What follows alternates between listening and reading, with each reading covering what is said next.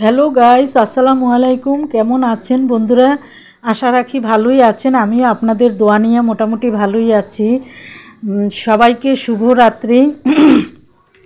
আজকে টপিকস নিয়ে আপনাদের সাথে আলোচনা করব।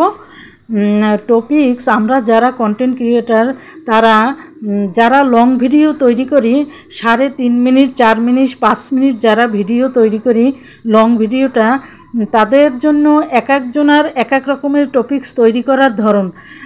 যারা রান্নাবান্না করেন তাদের লং ভিডিও টপিক্সটা তৈরি করা একদম সহজ, 5 মিনিটও করা যায় সহজ। বা কোনো জায়গায় ঘুরতে গেলাম, দৃশ্যের বিভিন্ন রকম বর্ণনা দিলাম, ওটাও সহজ। কিন্তু সামাজিক চিত্র তুলে ধরার যে টপিক্স আমরা ব্যবহার করি, ওই টপিক্স ব্যবহার করা অনেক কঠিন। অনেক কিছু চিন্তাভাবনা করে তারপরে টপিক্স ব্যবহার করতে হয়। কিন্তু 3.5 মিনিটের টপিক্সটা অনেকেই বলতে পারে না এবং খুঁজে পায় না। এর জন্য অনেকেই লং ভিডিও ছাড়ে না। কিন্তু কন্টেন্ট মনিটাইজেশন পেতে হলে লং ভিডিওটা আমাদের একান্তই জরুরি।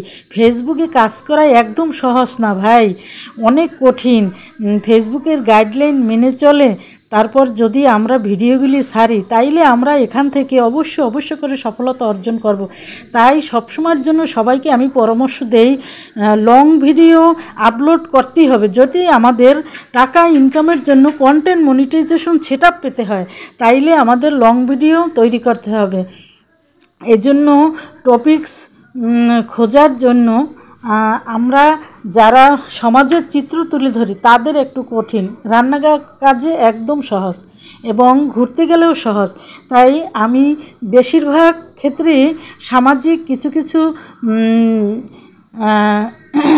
সামাজিক চিত্র তুলে ধরি এবং বিভিন্ন মানুষের বিভিন্ন সামাজিক সমস্যাগুলো তুলে ধরি। তাই আমার টপিকস বানাতে অনেক কষ্ট হয়, অনেক প্রেশার, মানে ব্রেনে অনেক চিন্তা ভাবনা করে তারপরে আমার টপিকস বানাতে হয়। বন্ধুরা, আমরা যখন সেটআপ পাবো, আমরা যখন ভাইরাল হব, তখন টপিকস বানান একদম সহজ হয়ে যাবে।